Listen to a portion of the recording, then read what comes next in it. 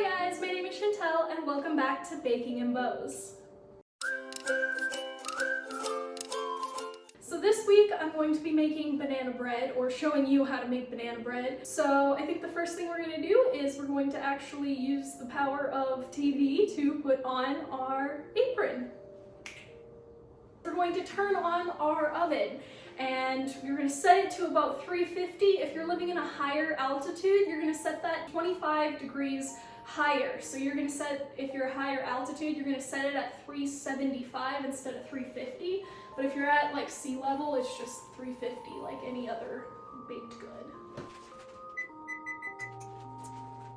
All right, and then while that is heating up, I'm just gonna kind of go over what you need. So you're gonna need a mixing bowl, of course.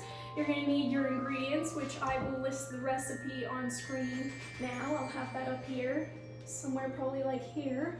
So you're gonna need all of these ingredients. You're gonna need measuring cups, you're gonna need tablespoons, a whisk, and of course a spatula, and then whatever kind of baking thing you're going to use for your loaf. You want a loaf pan. I would not care whether it's, you know, glass or if it's, you know, whatever kind of other metal they use for cake pans. It does make a little bit of a difference, but it's not enough that I'm going to go over it. I got my notes here and my recipe, so I'm going to kind of talk about all the ingredients while I'm scaling them out. Instead of last time where I kind of talked about it first and then scaled things out, I felt like it was, I don't know. Let me know if you guys like this format or if you like the last one. Who knows? Maybe I'm just gonna sit here and rant the entire time. I have ADHD, so I wouldn't put it past me to just go off into some other direction of a topic. Last video we talked about creme brulee and caramelization in a physical sense. Right now we're going to talk about caramelization in a more chemical sense, which is what happens when an enzyme basically reacts in the air with your bananas. Even as dark as my bananas have gotten, they are just caramelized. They have just created sugar. It's kind of like a sugar liquid basically, or sugar liqueur. So we're going to basically just sit here and peel our bananas open. And the reason that I personally like bananas that are like this, where they're just like soup almost, is because it provides so much sweetness into the dish. It's just superior in my opinion when it's just so caramelized that it's liquid. In my opinion, I feel like that's the best way to bake banana bread, is when you have super caramelized bananas. Some people are gonna sit here and be like, no, that's very rotten, don't let it get that rotten. And you can wait and let it have just, you know, a few dark spots on it, and you can still make banana bread that way because it's still caramelized. However, it's just, I guess it's like a personal preference. This is one of the first things that I ever made with my mother, was, which is how I got into baking, was because my mom would always bake all the time. And so one of the first few things I ever made was banana bread. And I love really dark bananas. So now that we have our bananas that are soupy at this point, we're gonna scale out the next thing that we're gonna need as far as liquid ingredient. Since we used eggs last time in our creme brulee recipe, we'll talk about the eggs first while I break an egg. So eggs basically provide a certain level of richness, where the egg yolk, which has fat in it, generally provides thickening and binding. Meanwhile, egg whites, they have a lot more water content to them, but they do have a lot of extra proteins. So now that we have an egg, our banana in there, what we're going to then do is we're going to scale out half of a cup of mayonnaise. And the reason that you're going to use mayonnaise, you can substitute this for sour cream even. It's another good thing that you can use instead. Yogurt, if you want to use like Greek yogurt. So the reason that you're going to use something like mayonnaise or sour cream or yogurt is because you're basically adding an acid into your baked good, which is what baking soda reacts with. If you didn't know that, that's how baking soda works, is it comes in contact with an acidic element. Sorry about my pooping mayonnaise. When baking soda comes in contact with an acid, that's what creates the carbon dioxide or the bubbles or that lift that you get with baked goods. And so that's why, you know, midwives, they've always sworn by using things like mayonnaise or sour cream in baked goods, and people were always like, ah, that's crazy, you don't need those things. Actually, you do, because you want this acidic reaction for your baking soda. My oven's hot now.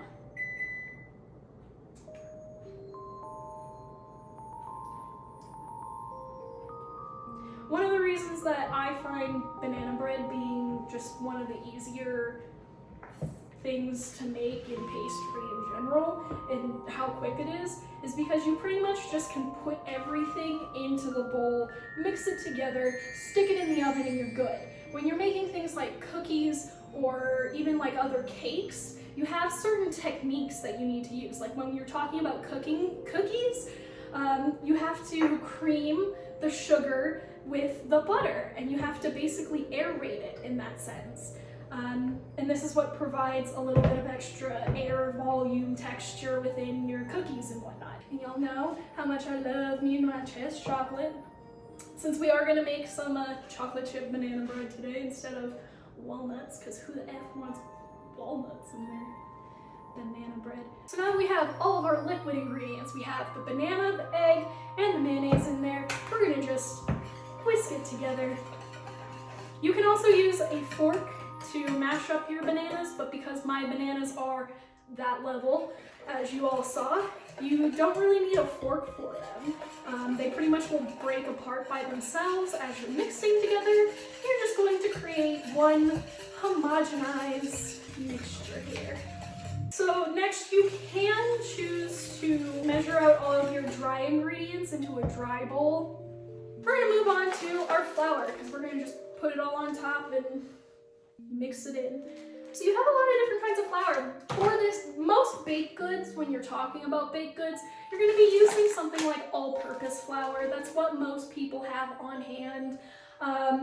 However, you can also use cake flour if you're fancy enough and you have cake flour just kind of sitting around. All-purpose flour is basically a blend of hard or high gluten flour, which is what you would use for like breads, blended with soft or low gluten flour, which is what cake flour is, and it produces kind of like in between strength-wise as far as the gluten. So if you want like a lighter bread, if you want it to be a little more fluffier, and you don't want as dense of a crumb, you're gonna use something like cake flour because it allows for more air to be in there and not as much gluten, which is kind of like an elastic structure that's going to build on itself. Okay, so you got a lot of different kinds of sugar when you're talking about sugar. You have like granulated sugar, you have super fine granulated sugar, which is kind of like refined even more than just these kind of crystals. And then you have powdered sugar, which is refined up to 10 times. For now, we're just gonna scale out the 3/4 of a cup of sugar we need.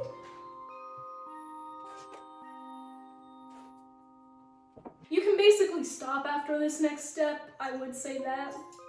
But you can also add, you know, whatever kind of additional thing you want inside of your banana bread. So if you want chocolate chips, or if you want walnuts, pecans, I don't know.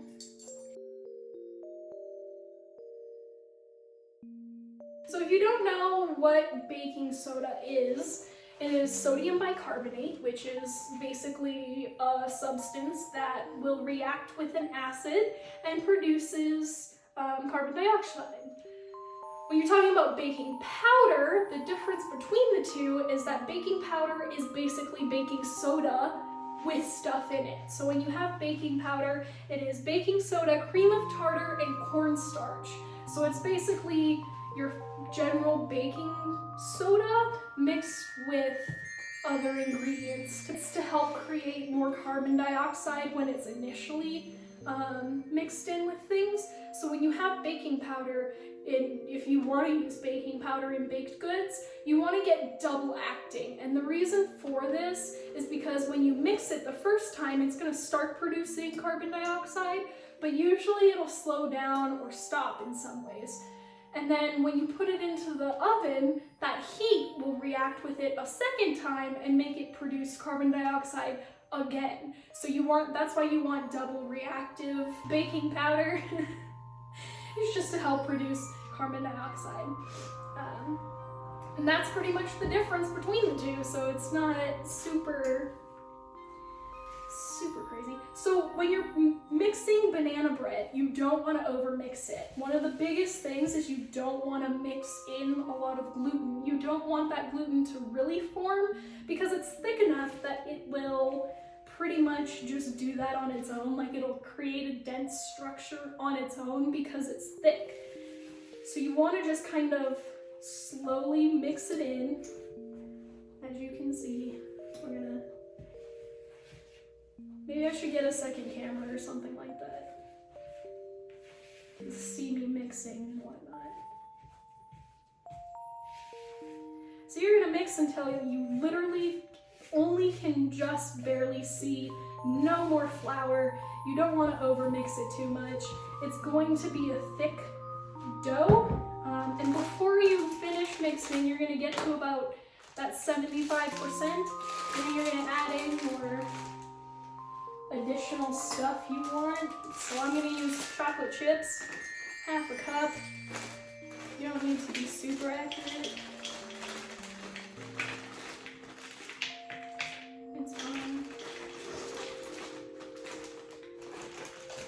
So when you add in like things like chocolate or walnuts, you're gonna have to mix it again. So obviously you don't want to over mix it and then put in your chocolate and then mix it more, because then you're forming more gluten and then you're going to have that dense structure. So I'm just gonna give it 2 little turns here, 2 little folds, and that's it.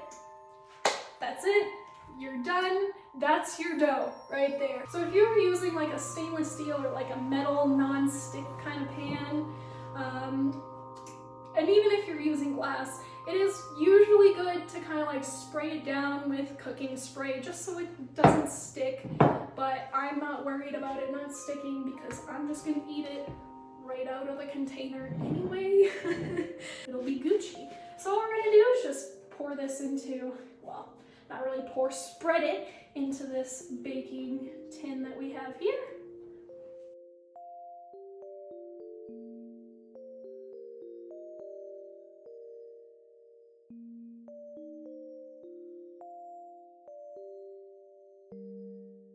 So then you're gonna just make sure that it is evenly spread out throughout your little pan. Oh no, I touched the side. So I'm gonna put a few extra little chocolaties on top just to make it real pretty, so that when it comes out, it'll be nice and beautiful and aesthetically pleasing. Because that's what we live for, is aesthetically pleasing things. Alright, so you're gonna just pop this into your 350, or if you're at a high altitude, 375 heated oven, and then you're going to let it sit in there for about 40 to 45 minutes. When you're at a higher altitude, you want to pretty much reduce that cooking time or have it about the same as it would be if you're at sea level or not at a high altitude in general. Basically, that's why you have the higher oven, or the oven temperature is higher, because you want everything to react a little bit quicker. And so I'm going to be checking my banana bread around 35 minutes, and we'll see where we're at there. So we're gonna go put her in the oven.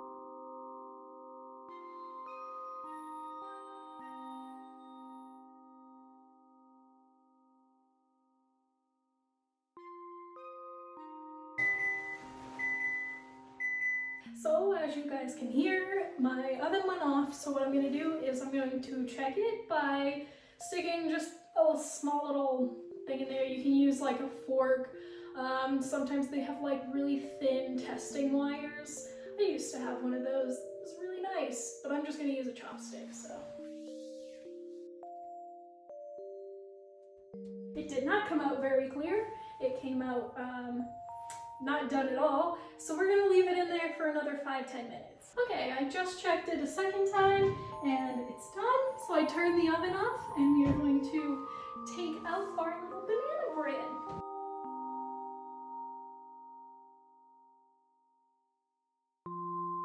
I'm gonna probably let it sit here and cool off on the table until we're ready to cut into it and taste it, I guess. I mean, it's not like I need to. My girlfriend's favorite thing is banana bread, so I make banana bread often. I already know it's really good. So when you're talking about banana bread and how like dark it might get, there's a lot of factors to that. One is obviously how hot your oven is. The other one is how dark your bananas could be whenever you start baking. So because I use really, really dark bananas, that's going to add extra sugars and extra caramelization into the baked good, and so it's going to be a little bit darker. Okay, so now that this is cooled off enough, I feel like we should cut into it. So I'm just going to cut myself a little piece.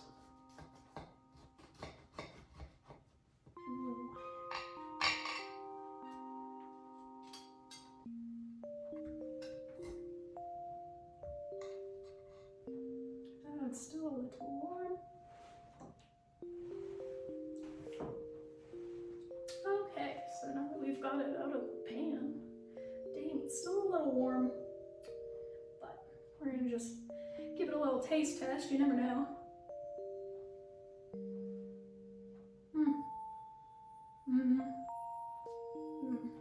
Oh, it's perfect. Oh, I got chocolate everywhere. Yeah, so that's basically it. I need to go wash my hands now. Thank you guys for watching, and make sure you're subscribed, hit that bell notification, follow us on Instagram and other social medias, which is where we do like event planning. And yeah, I will see you guys all next time. Bye!